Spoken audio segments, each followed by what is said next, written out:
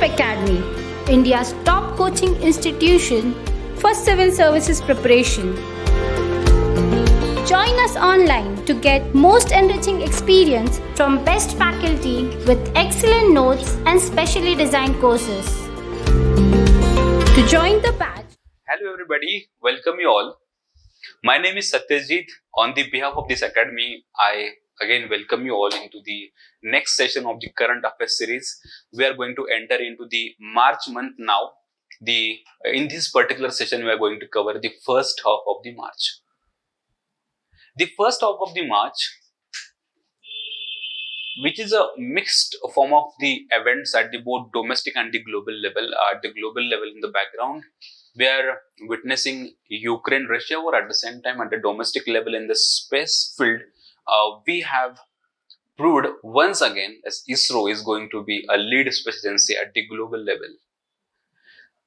Before we start our first news, that is regarding Isro, have you heard about small satellites, macro satellites? Or have you ever, you can say, witnessed and observed a cartoon regarding the taxi service in the space? Isro is going to be next Uber or Ola in the space field. How? Do you know, Isro actually not only launches the satellites of Indian government, it also launches the satellites of many corporations, educational institutions, at the same time the foreign countries. In itself, let's say a couple of years back, we as a Isro, it created a record sending 104 satellites at one time. Out of that, 90 and 95% of satellites were belonging to the foreign nations. Because of its technological developments, the technology which are cheap, efficient, reliable, Isro is proving itself a reliable space agency regarding the launching of these satellites of the different organizations, not only Indian government. And as the sizes of the satellites vary, the launch vehicles should also vary. Day by day, year on year, we are witnessing the size of the satellites or the number of these small satellites and micro satellites is rising. Whereas corporations, whereas educational institutions, they are developing their small and micro satellites specifically designed for a particular purpose. Let's say, for example, research, navigation, mapping, communication, etc. But those satellites are small in size, and that's how launching those satellites, small and micro satellites, with the help of huge launch vehicles like PSLV and many other launch vehicles, it is still uneconomical, right? And that's how Isro has developed one new satellite launch vehicle that is called as Small Satellite Launch Vehicle, which is specifically designed to launch the smaller and the micro satellites in the orbits, LEO specifically. And in May, this year's May, we are going to witness again one golden moment in Isro's history, that is the launch of the small satellite launch vehicle, the maiden flight. Okay. So, in this news, we are going to cover, by the way, first of all, what is SLV. Then we are moving towards much deeper into the Indian space program in terms of the different launch vehicles of Isro. At the same time, as just a technical background, we are going to cover the types of the different orbits. And that's how this news is going to be somewhat lengthy in format, where the launch vehicles like PSLV, GSLV and its variant we are going to discuss. As the news is not only related to the SSLV, it belongs to the program, it belongs to the topic called as the launch vehicles or the India space program. As the word has now come into discussion, the India space program, it started in 1960s and 70s, where we launched the first satellite, that is Aryabhatta, with the help of one important, the first satellite launch vehicle that is called as SLV. That SLV was indigenous development own technology, but at the same time, yeah, of course, we took help of Russian Federation or Russia's space agency, that is Roscosmos. We took help of that agency. But it had, you can say, the capacity or the payload capacity of just 50 kilograms. Beyond that, India also developed one new launch vehicle that is called as ASLV, that is Augmented Launch Vehicle, Satellite Launch Vehicle, which had a capacity of around 150 kilograms. But India was still dependent on the other foreign nations, foreign countries like Russia, Europe, and etc. for launching the heavier satellites. And addition to that, on the background, the Cold War was going on, and as we approached to the 1990s, the Russian Federation got disintegrated, and that's how, yes, due to that disturbed political situations, India stopped getting the help from the Russian Federation in terms of the space technology. Now, the need was felt that India must be reliable in terms of the launch vehicle technology. India, that's how started developing the indigenous launch vehicles that could carry the heavier satellites into the orbits. That first are, you can say, the creation, the handicrafted, right? That was PSLV and likewise GSLV. So that's how we developed, you can say, developed our own space program out of necessity, out of you can say the disturbed political scenario at the global level. And now we can surely say that Isro is going to be one of the leading agencies, space agencies, despite being very, you can say, low in terms of the budget. Do you know that Isro's budget is what NASA spends in a month? That is the Isro's budget for a complete year. At the same time, it is much lower than the Chinese agency of space agency, but now we are the first to, you can say, we are among those countries to reach to the Mars. We have the best camera which orbits the, you can say, moon. At the same time, we are planning to send crew or manned mission, Gaganyaan. India, through the is agency, that is Isro, is proving to be a very economical, affordable, cheap launch vehicle technology, which is Isro is developing.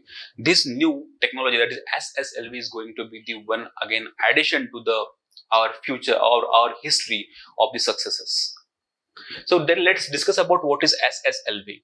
Indigenously developed mini rocket launcher is specially designed to carry smaller commercial by the way. So commercial satellites in the sense that those satellites which do not belong to the government agencies, the other institutions like corporations, the foreign countries, you can say educational institutions, these satellites belong to these other stakeholders than the government. And now Isro, through its commercial arm, that is Antariksh, will launch these small satellites, commercial satellites, into the LEO through SSLV. It will have the capacity of up to 500 kilograms. Okay. Now, by the way, we are going to discuss what is LEO and all in the subsequent slides. Okay. Designed to bolster the agency's partnership with the private sector for the launch of the commercial satellite. Of course, yes, SSLV is going to launch the satellites developed by the corporations, educational institutions, other foreign nations, developing countries, and etc.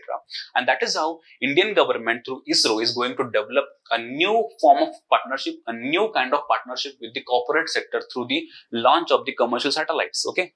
SSLV is the smallest vehicle at 110 ton. As of course, India has developed different launch vehicles, naming be SLV, that is the satellite launch vehicle, which was our first launch vehicle. Then we developed ASLV, then we developed PSLV and many its variants, right? At the same time, we developed GSLV and its variants like GSLV Mark 1, 2 and 3. And now the new launch vehicle that India is developing, that India is going to launch, is SSLV, is going to be the smallest of all the classes, right? And that's how it will take only 72 hours to integrate, and only 6 people will require to do that job. And we are going to, you can say, manufacture such launch vehicles at mass scale, at least 15 to 20 SLVs, the launch SSLVs we are going to require to fulfill our own domestic demand, and that's how we will require at least 20 to 30 such satellite launch vehicles, SSLVs, on a yearly basis. So the plus point is that this integration of this SSLV is very, you can say, time saving. It requires only 72 hours with the 6 peoples, and it reduces, of course, the cost of the launching satellites into the orbits, right? What is the need for the developing of SSLVs? Launch of small satellites into the LEO becomes very significant in the recent years because the SSLVs are designed for a particular purpose, let's say for a mapping of a particular area, communication and research purposes and all, right? And in that case, considering the size of these satellites and who are the stakeholders who develop these SSLVs? They are educational institutions, they are private corporations, they are developing countries, and you can say, considering these stakeholders, they have not that much of capacity to develop their own launch vehicles, right? Either through funding or the resources like scientists, resources like, let's say, technologies. Educational institutions, private corporations, developing countries, they lack with these resources, and that's how the ISRO will help these other stakeholders to launch their satellites into the orbits. Of course, it will be charged, but it is, of course, you can say, economical for those stakeholders. About 15 to 20 such SSLVs would be required on the yearly basis to fulfill our own domestic demand itself, right? As we have discussed about SSLV, that is Small Satellite Launch Vehicle, now let's go into the deeper sense of the prelims. What is a launch vehicle? By the way, what is a launch vehicle? A launch vehicle is nothing but a vehicle which launches a satellite, which is fitted inside it at the top of it, and then with the help of that booster and all technology, the launch vehicle technology, that satellite is launched into a particular orbit. Once it reaches to a particular orbit, it starts revolving around the Earth because of its gravitation. And as in the space there is no air, there is no friction, and the satellite continues to revolve around the Earth where it is launched, in which orbit it is launched. Okay, and now India has such various launch vehicles in the name of SLV, ASLV, PSLV, and its different various variants like XL, CL, and all. GSLV, Mark 1, 2, and 3, and likewise, and now we have developed a new launch vehicle that is called as SSLV. Let's talk about ASLV first, and before that ASLV, we had a launch vehicle called as simply SLV, that is the satellite launch vehicle, which had capacity of just 50 kg, with the help of which Aryabhatta was launched into the orbit, right? And after that we developed ASLV, by the way, augmented. That word augmented is used for the augmented payload capacity. We tripled the capacity than that of the SLV, and that's how now the ASLV will have 150 kg of its capacity, thrice that of the SLV3 for the LEO. Okay, and with the help of those earlier experiences of the SLV, we developed ASLV that can be used to test the various technologies in the space, just like the critical technologies, like we can say the strap-on technologies, the inertial navigation, the bulbous heat shield, right? The vertical integration, at the same time the closed loop guidance. All these technologies could be tested now into the space with the help of this ASLV. Now, what is PSLV? And by the way, Cold War is more, you can say, somewhat contributed to the development of PSLV on indigenous line, because that was the need of the hour to develop the own technology that could launch the satellites beyond 150 kilograms, right? Because on indigenous lines, we were self-reliant on launching the satellites which weighed less than 150 kg. But beyond 150 kg, we had to dependent on the other countries like Russia regarding the launch of satellites. And once the 1990s came and the Russian Federation got disintegrated, we stopped getting help from, you can say, the Russian Federation, and that's how we started developing our own technology, own launch vehicle technologies that could launch the satellites which weighed more than 150 kg, and that's how we developed PSLV technology. So what is PSLV? That is a polar satellite launch vehicle. Okay, that is a type of the launch vehicle which orbits or which launches the satellites into the polar orbit, right? The launch of the small satellites has until now been dependent on the piggy bank, that is the word for the dependence, right?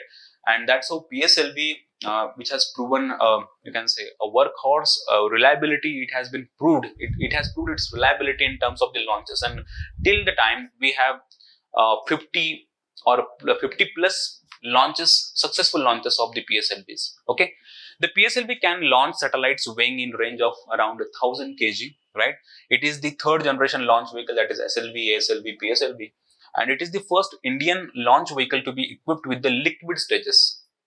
Right, a more efficient technology, you can say. Right, it is the first Indian launch vehicle to be equipped with the liquid stages. Right, after its first successful launch in 1994, PSLV emerged as a reliable and versatile workhorse, because in terms of ISRO's launch vehicle technologies, PSLV has proved itself once again and many more times, right?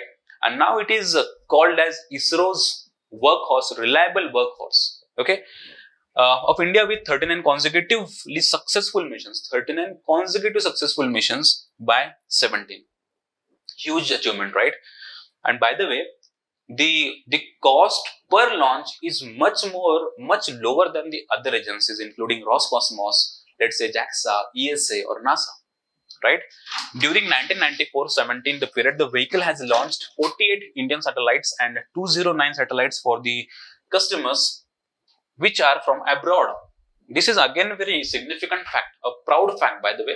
48 Indian government or Indian satellites were launched with the help of PSLV, and let's say 4 to 5 times than that, the other satellites were belonging to the foreign corporations, foreign countries, and many other such stakeholders, right? Then the vehicle successfully launched the two important space missions, Chandrayaan-1 and MOM, in, let's say, 13, right? So PSLV was used to launch these two missions. What is GSLV? GSLV is again India's such adventure in developing its own indigenous technology of launch vehicles. But now the launch vehicles, with the help of these launch vehicles, we are going to launch the satellites in not polar orbit but in geosynchronous orbit. Because launching the satellites or reaching to the geosynchronous orbit is much more technologically advanced and challenging. But yes, so of course, despite developing the PSLV, we were still dependent on the other countries to launch our satellites in GTO, that is the geosynchronous orbits. Now, to become self-reliant, Atmanirbhar in terms of space program, we had to develop such launch vehicle technologies which could, you can say, launch our own satellites, Indian satellites and other countries' satellites in GEO. Okay, and that's how by stage, year on year, we developed our self-reliance, right? GSLV is Geosynchronous Satellite Vehicle, which project was initiated in 1990 with the objective of acquiring an Indian launch capability for geosynchronous satellites, the satellites which orbits the Earth in geosynchronous orbit. Okay, so we are going to discuss what is geosynchronous orbit, by the way. GSLV uses major components that are already proven in PSLVs, just like the S125-139 solid rocket booster and the liquid fueled Vikas engine. So Vikas engine was again India's a proud discovery, proud development, a proud manufacturing. The engine that was used in PSLV was named as Vikas engine, and that same engine we are using in GSLV also, right? At the same time, due to the thrust required for the injection of the satellites in GTO, okay, that the third stage was powered by cryogenic engine. So in addition to that Vikas engine, we developed one cryogenic engine, that is oxygen hydrogen cryogenic engine, where the larger thrust is required to transmit that orbit, the satellite, into the GTO. Okay, now as a sort about GSLV, I would like to request you all, please explore what is GSLV Mark 1, Mark 2 and Mark 3. That will, you can say, save our time for discussion here. And you will enjoy that exploration. And now we will directly move to what is then the other launch vehicles and difference between PSLV, GSLV, and what are these different orbits. Okay, what is the difference between PSLV and GSLV, by the way? The main difference is on the name. So polar satellite launch vehicle launches the satellites in the polar orbit, that is in LEO, and whereas the GSLV launches the satellites or parks that satellite in GEO, that is geostationary geostationary orbit. Okay. India has two operational launchers, PSLV and GSLV. So what is going to be the difference between them? India has, yes, of course, PSLV was developed to launch the low Earth orbit satellites into polar and sun synchronous orbits. It has since proved its versatility by launching geosynchronous lunar interplanetary spacecraft successfully. Right? Then at the same time, PSLV was, yes, of course, developed to launch LEO in the polar sun synchronous, and on the other hand, GSLV was developed to launch the heavier INSAT class geosynchronous satellites, as they are heavier, into the orbit in its third and the final stage. GSLV uses the indigenously developed cryogenic upper stage, right? And that's how, with the help of, you can say, the points like the orbits in which these launch vehicles park these satellites, the technology of the engine they use, and the payload capacity they use, they can be differentiated. Okay. Now, I would like to again request you all, please go through this MCQ, and it can be treated as your homework, by the way. I hope, okay, now let's move to one simple topic, next topic about the orbits of the Earth, right? There are different types of orbits, that is GEO, LEO, MEO, SSO, GTO, and Lagrange points, out of which we are going to cover at least 3 of the orbits, and remaining will be again the homework for you to explore on your own terms. What is geostationary Earth orbit? You can observe first of all the diagram, which is situated, let's say, from the Earth's surface, let's say around 36,000 kilometers, right? And that orbit, which is at the distance of 36,000 kilometers around the Earth, around the equator, is called as, of course, geostationary Earth orbit. As the name suggests, the satellites are located at that orbit at such speed from a particular point of location. It can be observed, it can be felt, it can be perceived as a stationary to the Earth. Okay, so it maintains the speed in such a way that a particular location is continuously traced by the satellite. A continuous particular geographical location is under, you can say, observation of that particular satellite, and that's how from the Earth, the satellites, if you look at the satellites, it looks relatively, or it looks almost stationary to our own position. Okay, the satellites are placed in that way, and it is, if it is Earth, so it moves with the same speed that of the Earth revolution. Okay, satellites in geostationary orbit, that is GEO, circle the Earth above the equator from the west to east, following the Earth's rotation, that is around 23 hours 56 minutes 4 seconds, the same time that Earth or any particular location requires to, you can say, rotate around itself. The same time is maintained by the satellites to rotate around it, and you can say revolve around the Earth. Okay, so a particular location, from that particular location, the satellite is, you can say, perceived as, looked as stationary orbit, right? This makes satellite in GEO appear to be stationary over a fixed position. Satellites in the GEO cover a large range of Earth so as to view only 3 to 4, as they are spaced at very large distances from the Earth. They are going to cover larger surface areas on the Earth, and that's how, as a particular satellite is going to cover larger surface areas on the Earth, we are going to require smaller number of satellites. That is the logic of the GEO, that is the economy, that is the economics of GEO, where we are going to cover larger areas, and that's how we are going to require smaller number of satellites in that case. And you can imagine, in contrast to that, if the satellites are in the polar satellite launch vehicle, which is nearer to the Earth's surface, we will require huge amount of satellites, a larger number of satellites to cover the complete required area, as the distance from the Earth's surface will, you can say increase, that the satellite is going to cover the larger surface areas. Okay, this makes GEO appear to be stationary, and that's how we require small number of satellites in GEO.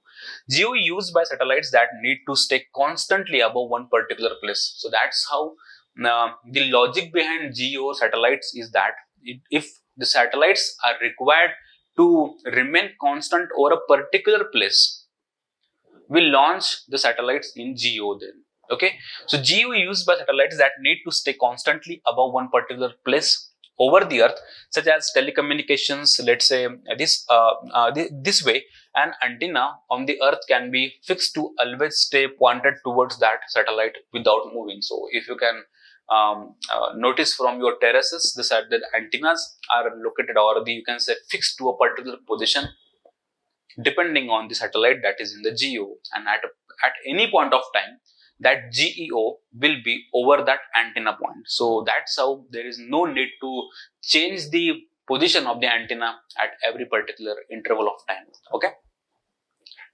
it can be used by the weather monitoring satellites because they can continuously observe a specific area, and if the weather monitoring is requiring the monitoring of a particular geographical location continuously, then we will launch the satellites in a GEO, of course. Okay, then at the same time, have you heard about the EDRS, that is Isro's data relay system? Please go through that. Isro has a data relay system, that is a internet system. It is said that it never shuts down, and to get it never shut down, it has placed its satellites in GEO. Okay, and that's how where they relay information to, and from the non-geo satellites, the other satellites are otherwise unable to permanently transmit. This means that Europe can always stay connected and online. Why? They have launched their satellites in GEO, and they continuously communicate with each other. Okay, without any gap. So what is LEO then? LEO is low Earth orbit. We can say that let's say it is equator, which is lower than the 1000 kilometer. All those orbits, there is no fixed position of that orbit. All those orbits which are let's say at less than 1000 kilometer, they are called as low Earth orbits. Okay, it is normally at an altitude of less than 1000 kilometers, but could be as low as 160 kilometers also.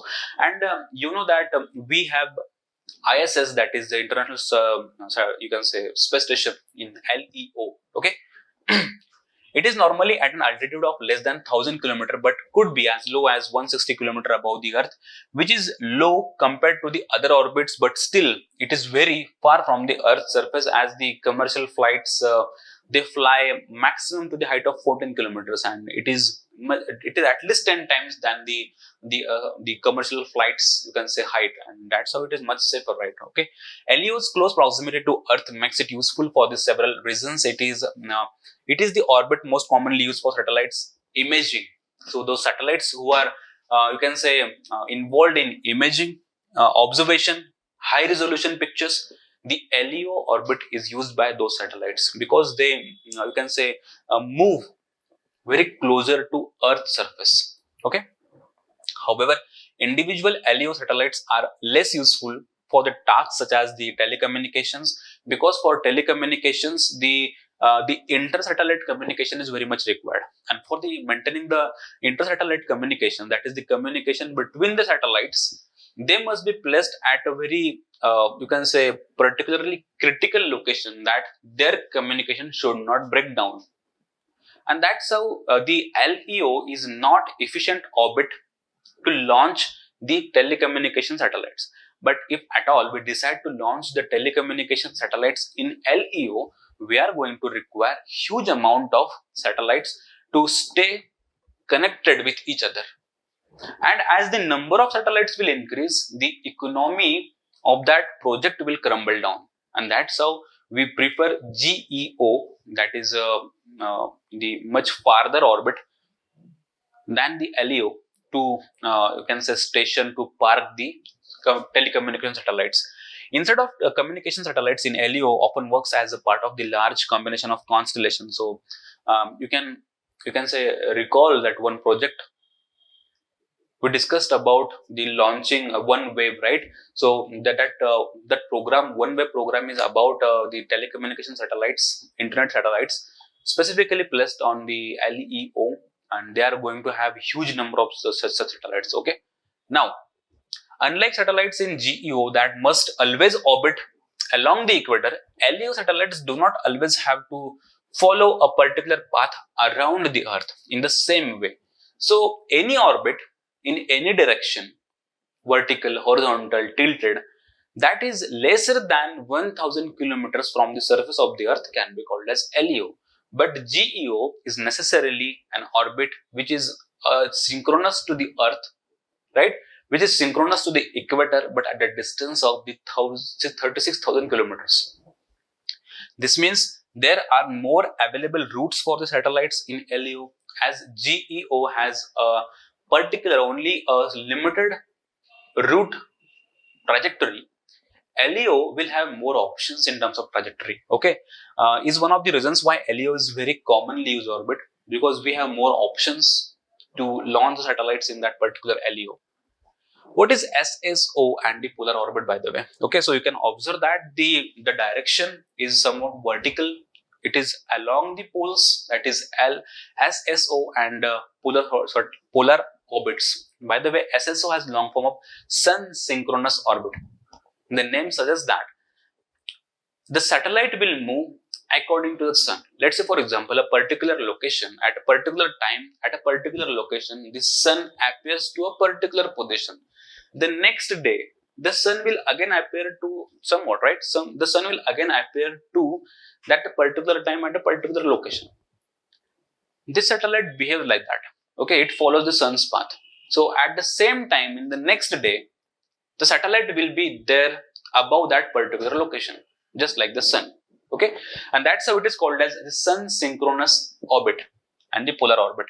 Satellites in the polar orbits usually travel past the Earth from north to south, that is in vertical direction, rather than from the west to east, passing through over the Earth's poles. The polar orbits are a type of LEO, of course, yes, right? But the difference is that the LEO, in the sense that the polar orbits will have the distance from the Earth's surface lesser than 1000 kilometers. But if the polar orbit, if the LEO is specifically designed to, you can say, pass over the poles in vertical direction, it will be called as the polar satellite or the polar orbit, as they are at the low altitudes between 200 to 1000 kilometers. The SSO is a particular kind of the polar orbit where satellites in SSO traveling over the polar regions are synchronous with the sun. This means that they are synchronized to always be in the fixed position relative to the sun. This means that the satellite always visits the same spot at the same local time. For example, passing the city of Paris every day at noon exactly. Just like the sun passes over that city, the satellite will appear to that particular location at a particular time every day.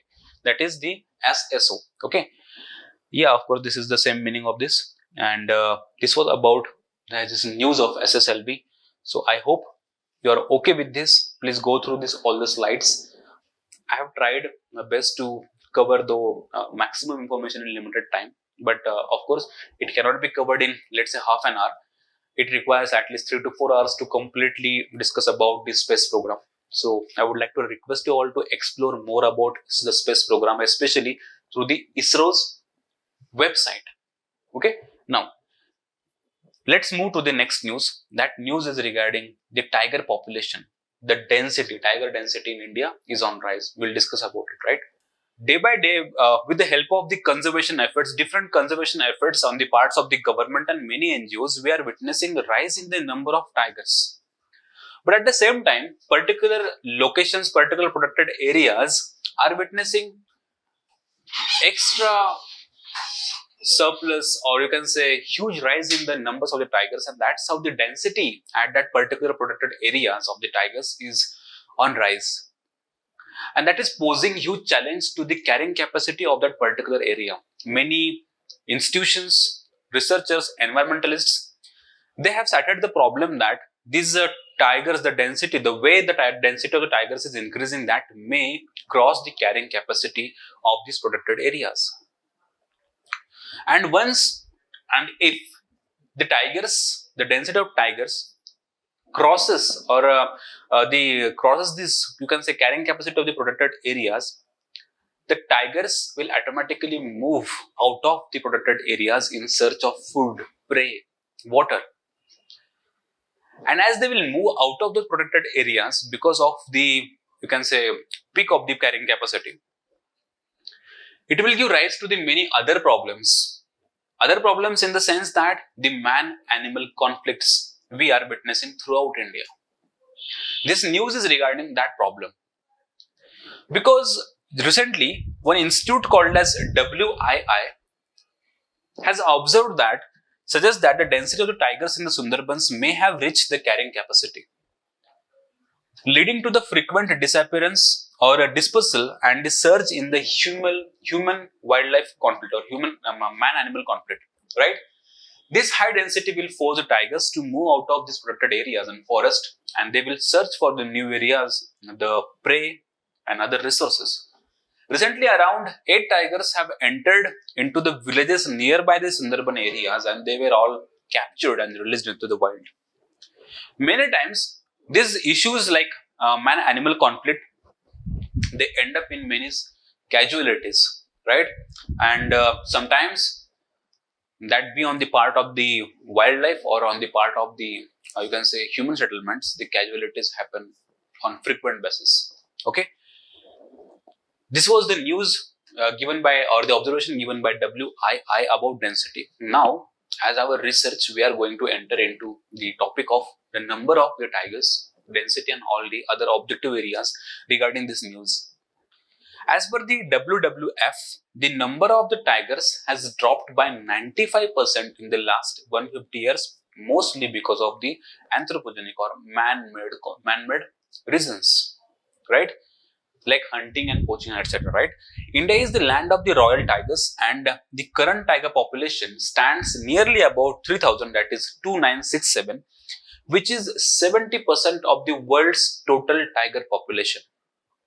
India hosts 70% of the tigers of the world, and that's how in the conservation efforts, India's role is key role, very important role in the conservation efforts, and we are fairly doing great because the news itself signifies as the density is increasing, that means naturally the number of tigers is also increasing, right? Now, Madhya Pradesh has the highest number of tigers in India, followed by Karnataka and Uttarakhand. And in Madhya Pradesh, the Kanha Tiger Reserve is the first such tiger reserve which has officially introduced a mascot, that is Bhur Singh, the Barasingha species, right? Different conservation efforts are going on at national level, state level. At the same time, the government agencies along with the different NGOs and the conservation and environmentalists, they are all cooperating with each other to work in that area of increasing the population of the tigers, conserving the population of tigers. And one such important latest program is MSLIPS program, which has a long form of monitoring system for tigers' intensive protection and ecological status, which is a technological program, technological conservation effort on the part of NTCA, where the trackers, the mobile monitoring systems will be given with the forest guards, with the help of which the forest guards will track those tigers. They will help them conserve and protect those tigers from hunting and many other, or at least protecting the human-animal conflict. Second such program, conservation effort in the tiger conservation area is going on, which is called as the T×2 program.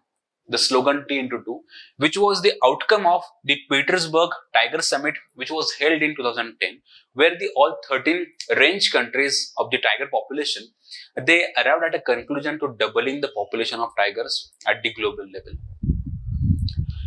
Then thirdly, we have a GTI, that is a Global Tiger Initiative Program of the World Bank, importantly the World Bank program, using its presence and, you can say, convening ability, brought global partners together to strengthen the tiger agenda.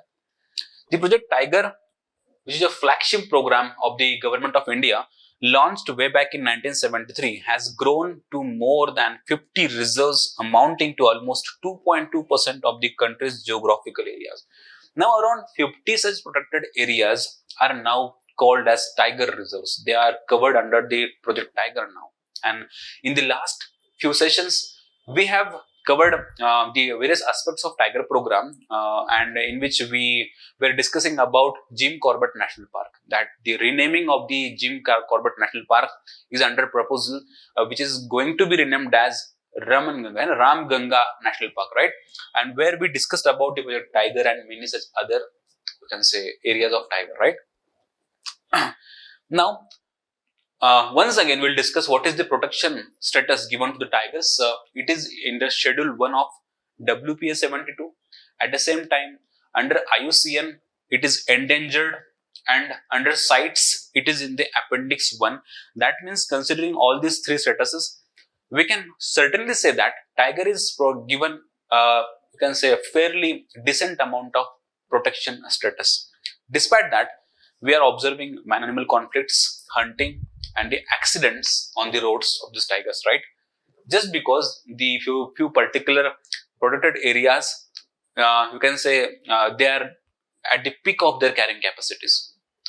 Few objective points are given here. In 2006, we had only 1400 individuals of tigers, and now in 2018 we have officially 2967 of individuals, and by now we have crossed the 3000 mark also. Okay, Madhya Pradesh has the highest number of the tiger reserves, the official latest data, right? The next news is regarding Jammu and Kashmir, very important geographical formation that is called as Karevas, which has its economical significance, social significance, at the same time archaeological significance. Karevas is nothing but a type of soil formation particular to the Valley of Kashmir.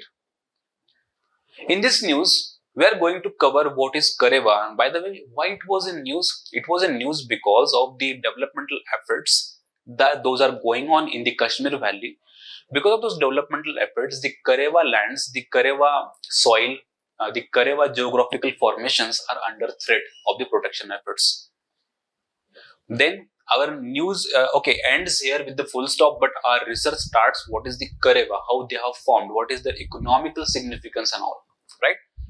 What are Karevas, by the way? Karevas in the Kashmiri dialect, Kareva means that the elevated tableland. Elevated tableland. It is a plain which is situated in the Kashmir Valley, in the, you can say, western parts of the Kashmir. So first of all, let's deal with that. What is Kareva and all? The term was firstly used by Godwin Austen. Please, you should be known who is Godwin Austen, right? In 1959. Later on by you can say Lydekker in 1878. This local name is Wudr, right? Wudr in the Kashmiri, and Kareva is the first name used by the Godwin Austen. Karevas are the thick deposits of the glacial clay. By the way, it has some geographical significance of the formation. First of all, I will try to explain you in the simple language. The Karevas, where it is located, it is in the Kashmir valleys, by the way. And Kashmir Valley is situated between two mountain ranges, Pir Panjal and Himalayas. And as you know, the Himalaya is nothing but a continuously emerging, continuously elevating mountain ranges because of the plate tectonic theory, as the Indian plate is continuously colliding with the Eurasian plate, and that's how, because of that collision and subduction, and because of that collision, you can say, a convergent plate boundary, the Himalaya's height is continuously on rise. The period we are talking is, you can say, much older period in the history, where the Pir Panjal mountain was emerging, the Pir Panjal range was emerging. With the emergence of the Pir Panjal range, it stopped the natural water flows in that area. It blocked the flow of some rivers and, let's say, few natural, you can say, flows of the water. And that's how, with the emergence in the height of the Pir Panjal, it blocked the flow of the water. And the rivers, the natural flows of the water, they got converted into lakes because of the blocking with the help of Pir Panjal. And as the lakes got formed, Over the period of time, the water from the lakes got, you can say, evaporated or disappeared. And as the water got disappeared, it led to the formation of the plains. Earlier, it used to be a lake, a surface of the lake. Now the water got disappeared, and those plains are called as karevas, which has a peculiarly distinct kind of the soil formations, which are out of the glacial deposits, because it belongs to Himalayas, right? So certain kinds of the glacial soils, moraines and glacial deposits are formed. They appear on that particular location, which gives rise to a particular differently, you can say, geographical formation that is called as karevas. And those karevas are important economically for Kashmir, because the karevas are very, you can say, healthy. The karevas are very much fertile to grow the saffron varieties, right? And that's how it is economically, socially at the same time. And yes, of course, why it is archaeologically important, because the lake or the kareva formations, they store various fossils beneath them, right? And that's how archaeologically these sites are very important. The karevas are thick deposits of the glacial clay and the other materials embedded with the moraines. Moraines is a glacial formation, glacial deposition. These are the unconsolidated lacustrine deposits. Lacustrine means the which is related to the lakes, right? As the Pir Panjal blocks the natural flow of the water, it got converted into nothing but a lake, right? How they were formed? Yeah, we discussed about it. By the way, the Kashmir Valley resides between the Great Himalaya and Pir Panjal ranges of the Kashmir Himalaya. In earlier times, when the upliftment of the Pir Panjal ranges happened, the flow of the river had stopped. And that's how it got converted into the lakes. As a result, the whole Kashmir Valley became a large lake. Slowly, the glacial deposits have accumulated here in this lake. This created the lacustrine plain, right? Later on, the water drained away and these unconsolidated deposits remained there, right? These unconsolidated gravels and the mud deposits are now called as karevas, on which we grow the commercial crops like saffron. Saffron is a local name of the saffron, or the local variety of saffron. Let's say almond and many other commercial plantations, right? What is the economic significance of, let's say, karevas? We'll discuss now. The kareva deposits have different soil and sediments such as the sand, clay, silt, shade, right? Then mud, lignite, many other. But economic significance is somewhat highlighted here. Kareva formations are useful for the cultivation of saffron, that is a local variety of saffron in Kashmir.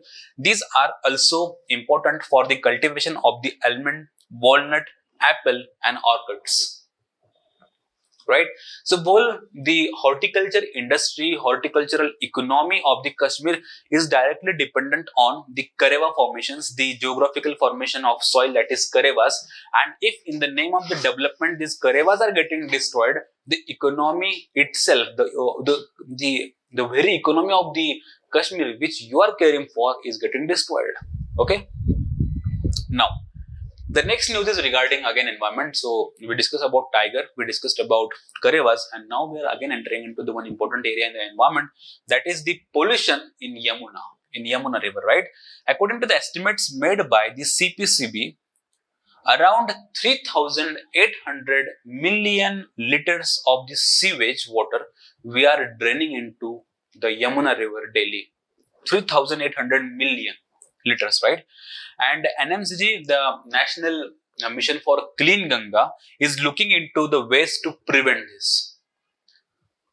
Now you will be surprised with the couple of other figures how we are polluting the river Yamuna. Okay. Background: over 1,300 kilometer long Yamuna is among the most polluted rivers in the country and also provides water to more than half of the national capital. That is polluted. You can observe the picture here. The foam out of the industrial waste, domestic waste, chemicals and many other such you can say wastage. The whole river ecosystem is polluted. Okay, and that drains or that gives water to the half of the Delhi. Just 2% of the 22 kilometer or the 22 kilometers of Yamuna falls in Delhi. out of this complete track of the Yamuna river, the complete length of the Yamuna river, only 2% of the river falls under the Delhi area. But 98% of the pollution of complete Yamuna trajectory is happening in Delhi itself, right? Due to the untreated, semi-treated industrial effluents or the sewage that is being discharged into the river in the 22-kilometer stretch. So, it's just 2% of the total length that is through Delhi, but 98% of the pollution happens only in Delhi regarding Yamuna. Why Yamuna is so much polluted?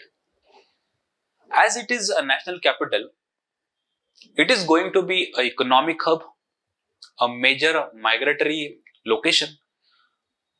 You can say the population is going to be huge in numbers, industries is going to be huge in numbers, and that's how, as the industry, urbanization, industrialization, both this concept together, that is going to affect the surrounding environment and the natural water bodies, other protected areas and many other spaces. And that's what happening in the case of Yamuna, in case of Delhi. The sewage treatment plants of Delhi are major contributors to the pollutants being discharged in the river without proper treatment, without proper care of the quality of the water we are draining into the river itself. The pollutants discharged from the different types of the industry is also a major issue. There is a laxity of the regulations, there is laxity on the parts of the government officials to implement the pollution laws with its spirit. And that's how the industries are continuously discharging the industrial waste, that is harmful waste, into the river without any regulation, without any, you can say, control. Thirdly, agricultural activities along the banks of the river in Delhi contribute to the river pollution. Agricultural waste and the pesticide discharge from the Haryana fields also contribute to the pollution, because various different tributaries, they carry their industrial, agricultural, domestic waste and pollutants. Through these tributaries, the Yamuna gets polluted also. The low volume of the water flow in the river causes the pollutants to accumulate and raise the pollution level, right? Let's talk about now Yamuna. We discussed about why the pollution is happening in Yamuna. Okay, and as you know, Yamuna passes through Delhi and likewise from Agra also. Okay, this is the roughly trajectory of the Yamuna river. By the way, Yamuna is an important tributary of Ganga, which has, you can say, origin from the, of course, the Great Himalayas. Then it meets somewhere around Allahabad, that is Prayagraj now, to the Ganga river, right? Then river Yamuna is, of course, the right bank tributary of Ganga, originates from the Yamunotri in Bandarpuch peaks of the Mussoorie, right? And thirdly is, of course, from Uttarakhand. Thirdly, it meets the Ganga or the Ganges at the Sangam in Prayagraj, Uttar Pradesh. It follows the track crossing different states like Uttarakhand, Himachal, Haryana, Delhi, right? Uttar Pradesh. Tributaries like Chambal, Sindh, Betwa and Ken are those important tributaries of the river Yamuna, and Yamuna itself is a tributary of Ganga. Okay, I would like to request you all again, please go through this question. Arrange the following locations in the direction from west to east: Yamunotri, Kedarnath, Gangotri and Badrinath. Okay, please treat it as homework and have your own research and solve this question. Okay, again one question: consider the following statements about Yamuna river. These three statements are given. You have to find out which of the following is correct. You find this question very easy and you will be able to solve this question once you have enough research, as we have discussed already, right? Now let's talk about next new issue from the environment perspective, that is regarding the Chilika Lake. Very significant geographical location situated in Odisha, a marvelous geographical site. A very important site for the nature lovers, especially the photographers, as it is a migratory birds which of course they visit this place throughout the year, right? So Chilika Lake, let's discuss about it, what is going on, what is happening there. Mangala Jodi is a particular location. As the Chilika Lake is very huge in size, there is particular important location called as Mangala Jodi, recognized as the globally important for the conservation of the birds. Migratory birds arrive there for roosting. What is happening, by the way, what is the context? The Odisha government has proposed a ban on the movement of the mechanized fishing boats in the Mangalajodi area of Chilika. Mangalajodi is a particular area in the Chilika Lake. As this lake is somewhat around 64 km by 13 to 14 km, the huge area which has a Mangalajodi area, a particular location, where the Odisha government is planning to ban the movement of the mechanized fishing boats, an important haunt for the migratory birds to provide the winged guests an undisturbed ecosystem for 6 months every year. Okay, so this is a good move, this is a good conservation move on the part of the Odisha government, where the Odisha government is planning to ban the movement of the fishing boats in Mangalajodi area, where Mangalajodi is a very core area of the birds for, let's say, for roosting, their migration and many other such activities, right? Now, by the way, where is the Chilika Lake located? The dark green area is the area which denotes, which symbolizes Odisha state. And in that, if you can locate here, there is one lagoon or one lake, particularly here.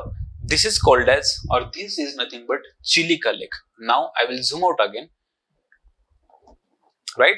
It is situated on the eastern coast of India, particularly the Odisha state, the Chilika Lake. Okay, it is a we're going to you can say see this. It is an of course a lagoon, by the way. Let's talk about Chilika now. Chilika is a 64 km long in the south-north-south direction and 13.5 km wide. So you can observe in the north-south direction it is somewhat 64 km long, and its east-west alignment is 13 to 14 km long. So it has a huge size, right?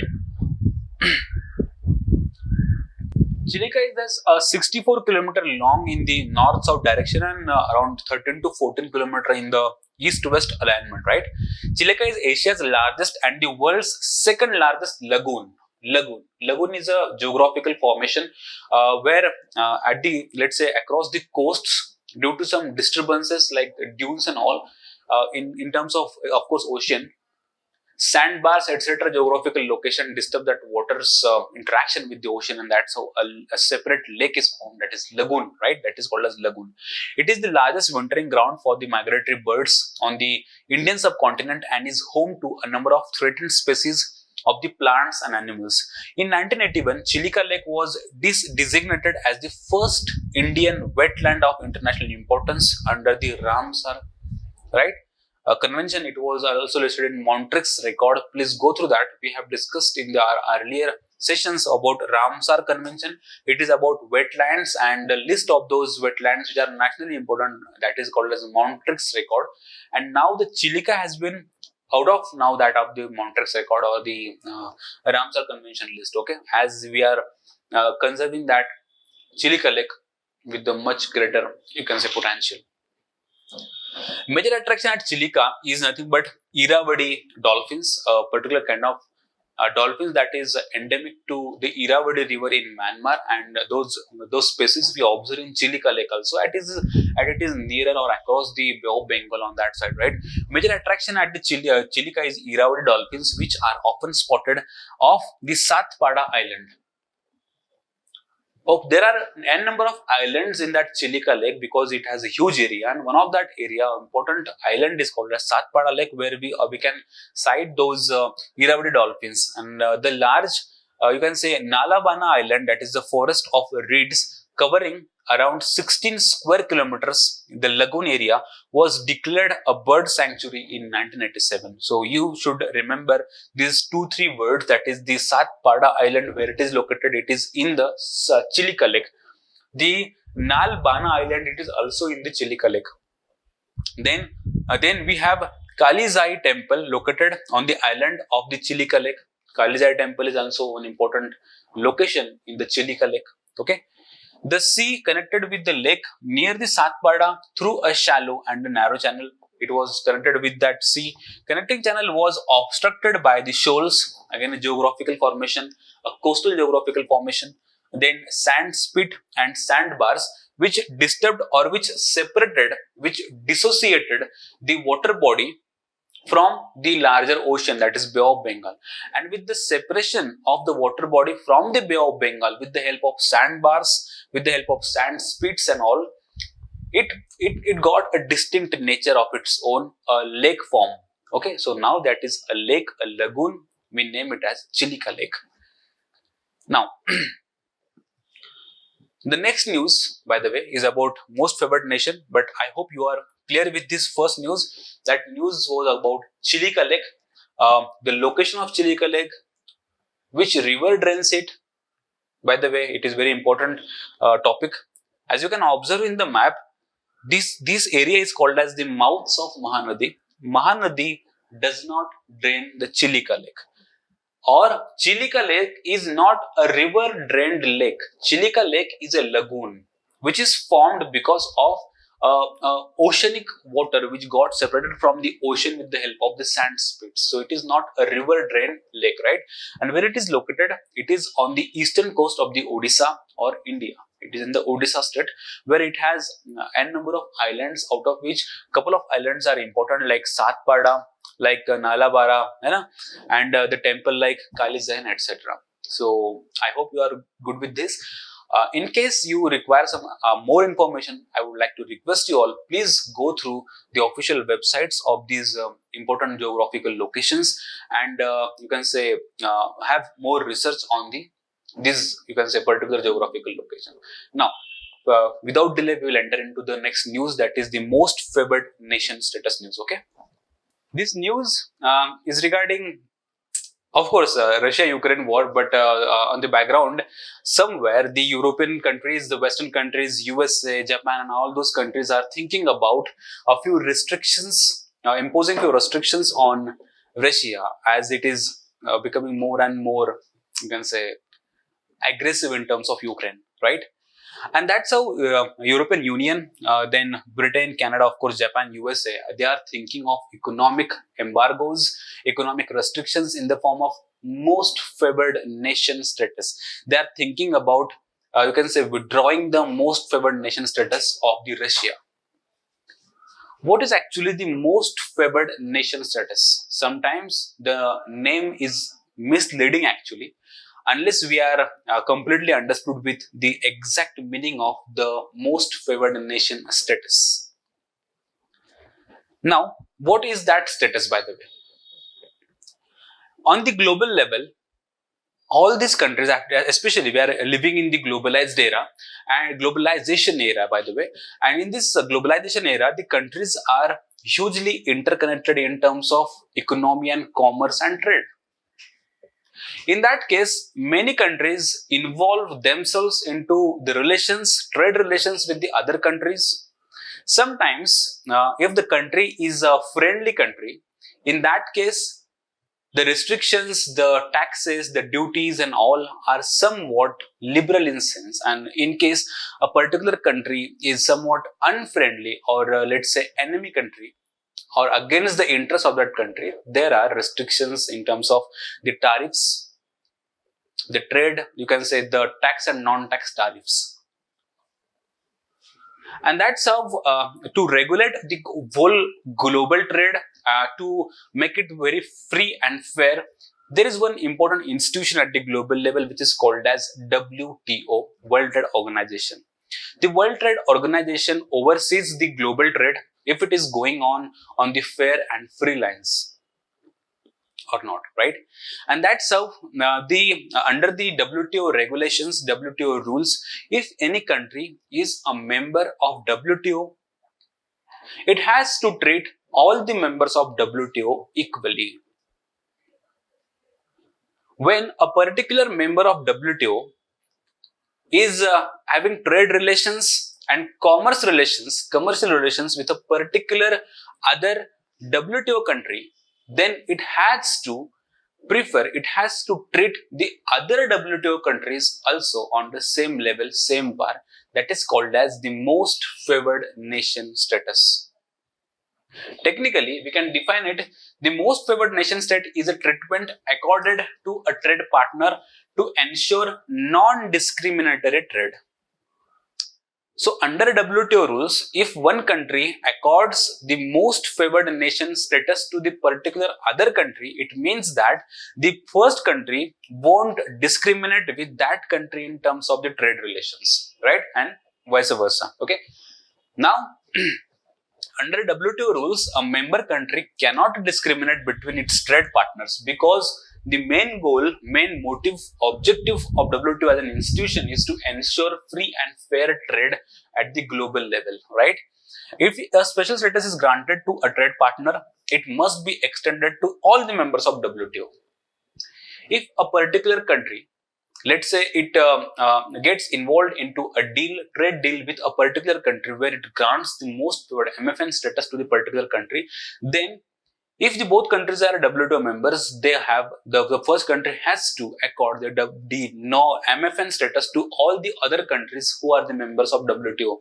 That means the non-discriminatory clause is the main soul of the MFN status.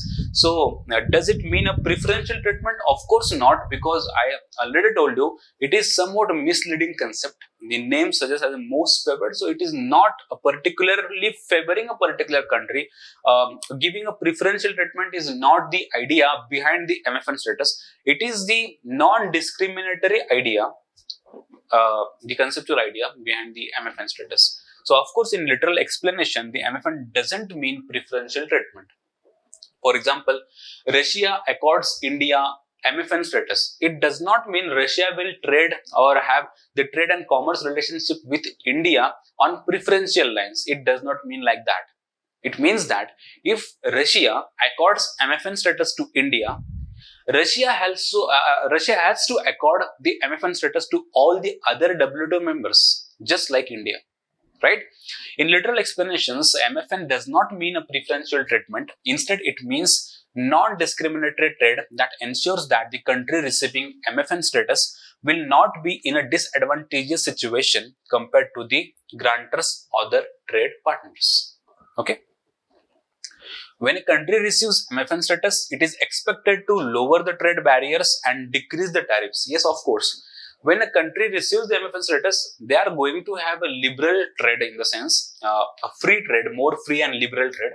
But it does not mean that the other countries will be, you can say, excluded from that liberty, that you can say, the flexibility. Other countries will also get that flexibility if a particular WTO members get that on the par with the other countries. Okay, it is expected to open up the market to the trade in the more commodities and free flow of the goods. So it is in the lines of the globalization, it is in the lines of the liberal trade, right, where the all other countries will also get the MFN status or the same treatment. Removal of MFN status, there is no formal procedure because these countries are thinking about removing or withdrawing the MFN status that is given to Russia by these countries. So there is no formal procedure for, let's say, suspending the MFN status, and it is not clear whether the members are obliged to inform the WTO if they do so. India suspended Pakistan's MFN status in 2019 after the suicide attack by Pakistan-based Islamic group killed 40 policemen, right? So that is very sad situation where it has happened in 19, and now in 19 we suspended MFN status of Pakistan, right? And Pakistan never applied MFN status to India, but okay, so what are the pros of the MFN? What are the benefits, advantages of MFN status? We'll go into that. So MFN status is extremely gainful to the developing countries as it is the lowering of the barriers, lowering of the duties and lowering of the taxes. That is again economical situation for the developing countries to import more and more at very cheaper rates. Provides access to a wider market of trade goods. It reduced cost of the export items owing to the highly reduced tariffs, and by the way, reduce the cost of import in terms of who are importing, by the way. Okay, leads to more competitive trade. Because now the goods are available at more cheaper rate and at the let's say a plethora of the markets. They cut down the bureaucratic hurdles and various kinds of the tariffs are set at the par with all the imports, and that's with the provision of the MFN status to a particular country. A country takes care of the bureaucratic hurdles, and that's how it reduces the bureaucratic hurdles and the process of importing and exporting gets very much liberalized, very much open, very much, let's say, fast and speedy, right? Increases demand for the goods and giving a boost to the economy and export sector. Heals the negative impact caused to the economy due to the trade protectionism. By the way, trade protectionism is an idea where we increase the duties, we hike the duties and other barriers to that level that you can say disadvantage, or you can say demotivates the other countries to have trade with those particular countries. Okay, so this is called as trade protectionism, where we mostly focus on the development of the domestic industry. We protect the domestic industry from the invasion of the foreign corporations and all, right? The main disadvantage is being that the country has to give some treatment, give same treatment to all the other trade partners who are the members of WTO. So it has nothing to do with the you can say particularly preferential treatment to a particular country. It has nothing to do with this translates into a price war and a vulnerability of the domestic industry as a result, because once the more markets get opened, more goods get opened, more countries are now given with the MFN status. All the countries, they get involved into a price war where they in the you can say urge to you can say conquer that market. They can go for the price war, lowering the prices at unbearable levels, intentionally lowering those, right? So sometimes it is called as dumping, right? So anti-dumping duty we discussed in earlier sessions. Then the same idea, the access to larger markets reduces the export cost and increases the competitiveness, right? Because what is the export cost, by the way? If India wants to export certain goods to a particular country, and if that country, the receiving country, has many bureaucratic hurdles, the duties are so high, the taxes are so high, in that case our export cost will be higher. And imagine that if the receiving country reduces all those duties, does away with the bureaucratic hurdles and bottlenecks, in that case India will export its good at much cheaper cost. That means India will have the lower export costs. Okay, increases the competitiveness because we with the help of MFN status, the more markets get opened, more goods are now on the shelf, and that's how the competitiveness increases. And the country which offers this MFN status can get we can say the goods at much cheaper rates. Must give all the members the same benefits. That is the very, you can say, debated clause of the MFN status. Easy to become a victim of the standard trade practices, because as we have discussed in the last earlier sessions, the dumping duties, the dumping phenomena, which is against the practice of free and fair trade at the global level. Developing countries still face the high tariffs on the selected goods, right? And that's how the countries like European Union, USA, Japan and many other Western countries are thinking about withdrawing, suspending the MFN status given to Russia. In connection to that, allegations of white phosphorus munitions being, that means the phosphorus bombs, you can say, being used by the Russia and Ukraine are emerging. There is a separate kind of weapon, a chemical type of weapon. A phosphorus is used as a, you can say, a weapon, right? So it looks somewhat like that when it gets exploded. Okay. So what is that? We'll first discuss. What is a white phosphorus, by the way? It is a colorless, somewhat white or yellow, waxy solid. So phosphorus is a waxy solid, somewhat in white and yellow color, something colorless, towards colorless. Occurrence, it does not occur naturally. It is manufactured using phosphate rocks.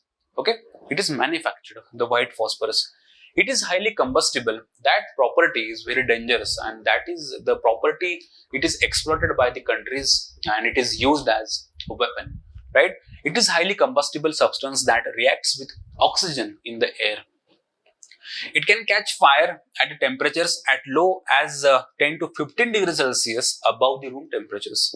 Due to its combustible, so that can catch fire at very earlier temperatures, right? Due to its combustible nature, every country has strict regulations regarding its manufacturing and handling also. In addition to that, it is applied in military, and other applications may include the components in fertilizers, food additives, and cleaning components and cleaning compounds. Initially, it was also used in the pesticides and the fireworks, but many countries have banned its use in the several sectors. The phosphorus, the white phosphorus powder. So, it appears something like this. It covers around a couple of buildings under its attack. It is a chemical attack, by the way, a type of chemical attack. Okay, so phosphorus bombs and munitions. Is white phosphorus an incendiary, right? That means, or a chemical weapon, right? So WP, that is the white phosphorus, has not been categorized as an incendiary or the chemical weapon by the internal agencies. It is not officially termed as a chemical weapon, but the United Nations treat it as a chemical weapon. But before that, the Organization for Prohibition of the Chemical Weapons, that is OPCW, which is an intergovernmental organization and implementing body of the Chemical Weapons Convention.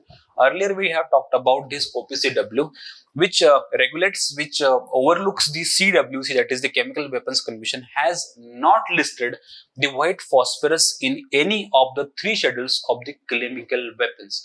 So you can find there is no position, no place for this WP, that is the white phosphorus, as a chemical weapon in the convention, that is CWC, under the OPCW. Okay. However, UN considers it as the incendiary chemical or a chemical weapon. The main reason behind WP being considered as incendiary in its the effects of on the human. When WP, that is the white phosphorus, comes in the contact with the human skin, it can cause both thermal and the chemical burns, and that's how it is harmful to the living bodies, including human, right?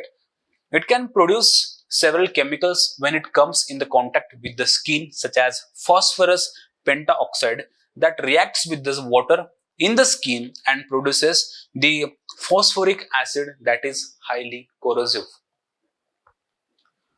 So white phosphorus, when it gets in contact with the skin, it reacts with the water in the skin and it creates, or it produces phosphoric acid, which is corrosive.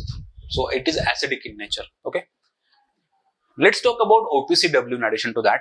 OPCW is authorized to, by the way, it is an international, first of all, organization established by the CWC, that is the Chemical Weapons Convention, 1997, to implement and enforce the terms of the Non-Proliferation Treaty. In the last sessions, we have talked about NPT, that is a Non-Proliferation Treaty, okay, which prohibits the use, stockpiling, or transfer of the chemical weapons by the signatory states. And that's how OPCW is authorized to perform the inspections to verify that the signatory states are complying with the convention's regulations and convention's ideas. Getting me? So under CWC it was established, and its main job is to overlook the implementation of the CWC by the signatory states, right? By 2001, the relationship agreement between the OPCW and UN, the OPCW reports on its inspections and other activities to the UN through the Office of Secretary General. So in nutshell, we can say that the OPCW reports to United Nations. Organization was awarded 13 Peace Prize, Nobel Peace Prize, for the extensive efforts to eliminate the chemical weapons, because its work in the area of non-proliferation of the chemical weapons is remarkable, right? The CWC prohibits developing, producing, acquiring, stockpiling, and then retaining of the chemical weapons. In addition to that, the direct or indirect transfer of the chemical weapons use or military preparations for use, assisting, encouraging, or inducing the other states to engage in CWC prohibited activities, the use of the riot control agents as a method of warfare. That's how in these areas the CWC works, right? Now, I hope you are okay with this white phosphorus news, right? So just have clear idea about what is WP. Is it covered under the CWC, OPCW, United Nations? How it is harmful to the human skin or human body, and now why it was in news, by the way. Okay, and after that we will enter into one important news from the social sector, but there are some objectivities regarding that. A very heinous practice that is still going on in India, that is manual scavenging. Thousands of years on, we are witnessing the caste issue or the discrimination on the basis of caste and many other factors. India is a highly, you can say, structured, stratified society. We have different stratification parameters, be it gender, be it class, be it caste, be it race, be it ethnicity, religion. And on that basis, we divide our communities, we divide our societies, we divide the people, we divide the families, etc. So the question is that what I'm talking about the social stratification topic that is based on mainly caste and class. Because year on year, we are witnessing a number of news regarding the deaths in the manual scavenging, but there are no concrete steps that are being taken place on the government side or the civil society side or any other side. It is estimated that every 5 days, one death we observe in case of manual scavenging. And manual scavenging is a practice of nothing but the cleaning of the sewages without any protection on manual basis. The sewage which contains harmful gases, harmful chemicals, and many such other toxic substances, those sewages and the septic tanks are cleaned by the human individuals because of compulsion. Compulsion of being unemployed, compulsion of the caste. Why I'm talking about caste again? Because one important recent study regarding the manual scavenging states that out of all the manual scavengers who are involved in that manual scavenging labor, 98% of all the manual scavengers belong to a particular caste that is called as scheduled caste, a particular community. So how can you justify that 98% of the manual scavengers belong to a scheduled caste community? Self-explanatory. There is no need of justification, right? Now, what is objectivity about it? By the way, it is a social topic. It is required for the mains GS1.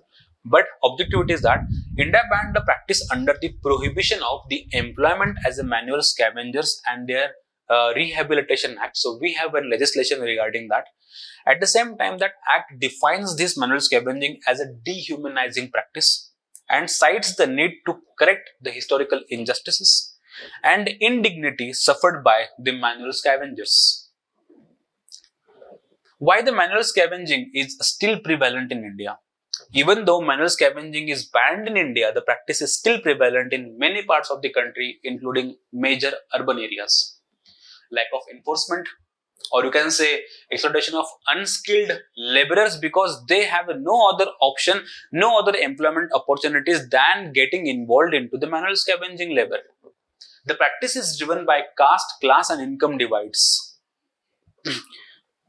Right? At the same time, on the part of the government agencies, we are promoting Swachh Bharat Abhiyan on huge scales, but Swachh on what cost? We are neglecting that. This cartoon denotes that, right? Swachhata on what cost? Constitutional guarantee. Under Article 21, the manual scavenging can be treated as a right to life issue.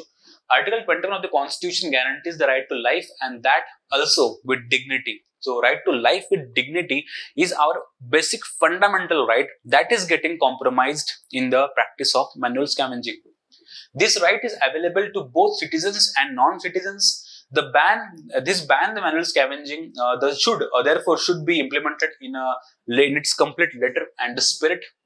Okay, and that's how the government is trying to curb this practice, stop this practice through its various implementation and initiatives, just like this, the Prevention of Atrocities Act, or it can be Swachhata Abhiyan App, where it has been developed to identify and geotag the data of insanitary latrines, the latrines which are insanitary in nature. We are going to geotag those latrines and manual scavengers so that the insanitary latrines can be replaced with the sanitary latrines. Okay, Swachhata Abhiyan App. In addition to that, Safai Mitra Suraksha Challenge, or Supreme Court judgment in 14, the Supreme Court order made it mandatory for the government to identify all those who died in sewage work since 1993 and provide 10 lakh of each compensation for their families. Supreme Court is also doing its job in its capacity, but we are observing that day by day the efforts, be it on the side of the government, be it on the side of the Supreme Court, they are not so sufficient to completely address the issue. Unless until we create the employment opportunities, the dignified employment opportunities and options for these manual scavengers and their families, they will continue to get involved themselves into the manual scavenging. At the same time, the government should focus also upon some technological solutions with which we can help these manual scavengers, at least for the time's sake, to safely you can say perform their jobs. Right? The next news is regarding the extra budgetary allocations that government has requested for around 1 lakh crore extra from the parliament. By the way, the government has sought approval of the parliament to spend extra 1 lakh crore in the current financial year. That is over the budget. Okay, so let's look into the type of grants, what grants are of the different kinds and all, and this extra spending comes under which of the grants. The additional spending of around 1.58 trillion is that the same number is required for the expenditure commitments towards settling the loans that the government has taken from the National Small Saving Funds that was taken for the implementation of PM Awas Yojana and the higher fertilizer subsidy outgo.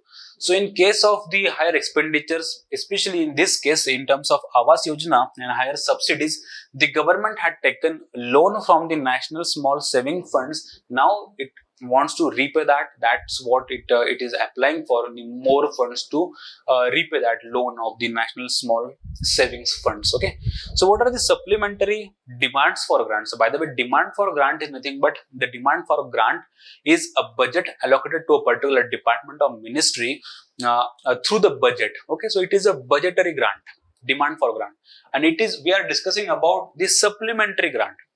So what is that supplementary grant? A supplementary demand for grant is needed for the government expenditure over and above the amount for which the parliamentary approval was already obtained during the budget session. Over and above the budget, right? Constitutional provisions, the supplementary, additional, and all these type of grants have provisions in the Constitution under Article 115 and 116. Under 115, the supplementary, additional, or excess grants are given with the constitutional position, and votes on account, votes on credit, and exceptional grants are under 116. All these are technical terms, they are budgetary terms that is covered, of course, in Lakshmikan simple terms. Okay, so I would like to request you all, please go through these terms if you are not conceptually clear with these terms, what is vote on account and vote on credit. Right now, procedures that is followed while the supplementary grants are given approval. When the grants authorized by the parliament fall short of the required expenditure, an estimate is presented before the parliament for the supplementary or additional grants. These grants are presented and passed by the parliament before the end of the financial year. They are passed by them. When the actual expenditure incurred exceeds the approved grants of the parliament, the Minister of Finance presents a demand for excess grant. Demand for excess grant, mind this word. If the government is requiring more funding that is over and above the budget, then the demand for excess grants are presented and passed. The CAG brings such excesses in the notice of the parliament. The Public Accounts Committee examines these excesses and gives recommendations to the parliament. The demand for excess grants is made after the actual expenditure is incurred. After the actual expenditure is incurred and is presented to the parliament after the end of the financial year in which the expenses were made. So the government spends on the part of it and it puts forth the parliament for its approval after the financial year, right? Now, this was supplementary excess demand for grant. So what are the other types of the grant beyond this type of grant? The first is additional grant, right? So it is different from excess grant. What is the additional? What is the purpose of the additional grants? It is granted when a need has arisen during the current financial year for supplementary or additional expenditure upon some new service not contemplated in the budget for that year. A new service. For that, we require, the government applies for the additional grant towards with the parliament. What is excess grant? It is granted when the money has been spent on any service, during financial year in excess of the amount granted for that year.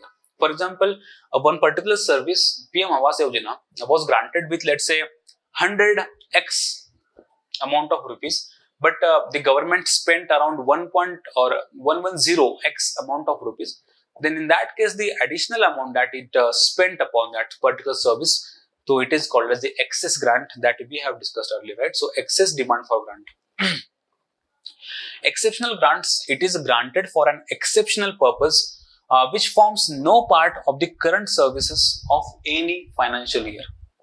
It is granted for an exceptional purpose which forms no part of the current service of the financial year. And what is the token grant? It is granted when the funds to meet a proposed expenditure on new service can be made available by reappropriation. Through reappropriation, right?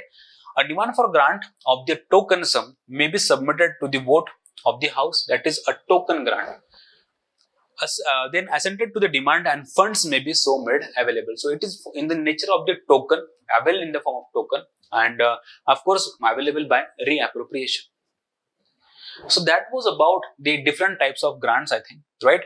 And in the last, I would like to again try this one question about the grants, supplementary grants and all. And after that, once you solve this question, we'll attempt this question as a homework. I would like to conclude this session again. So, thank you very much, by the way, for this session. We'll meet soon with the second half of the March, very soon, right? Thank you. Dnyanadeep Academy, India's top coaching institution for civil services preparation. Join us online to get most enriching experience from best faculty with excellent notes and specially designed courses. To join the batch,